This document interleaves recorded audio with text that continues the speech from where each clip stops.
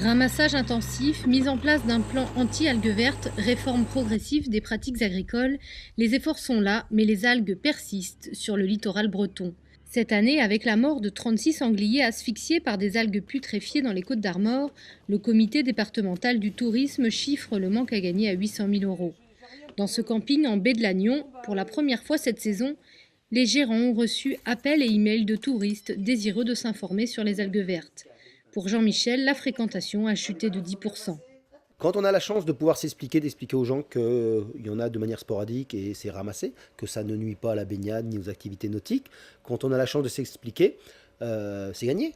Maintenant, il y a ceux qui appellent, ceux qui envoient un mail, et puis il y a ceux qui cochent la Bretagne et n'y vont pas.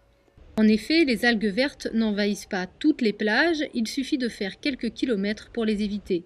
Le gérant de cet hôtel a décidé de dédramatiser. Il distribue des sachets d'algues déshydratées à ses clients pour informer et positiver.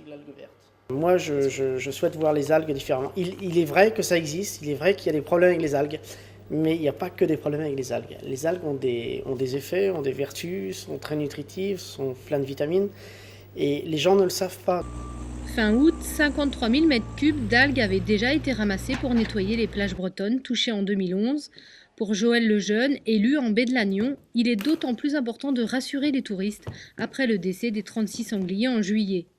La réalité des sangliers ne concerne pas la lieue de grève, elle concerne un petit territoire, et c'est ça malheureusement qui a été montré et remontré tout cet été. Je crois que du coup, donc, l'image globale qui a été donnée est une image, je trouve, très négative. Il faut que les gens sachent que ça n'est pas comme ça partout en Bretagne.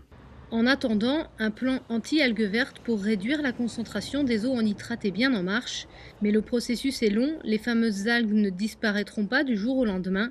Selon les scientifiques, il faudra des années pour s'en débarrasser.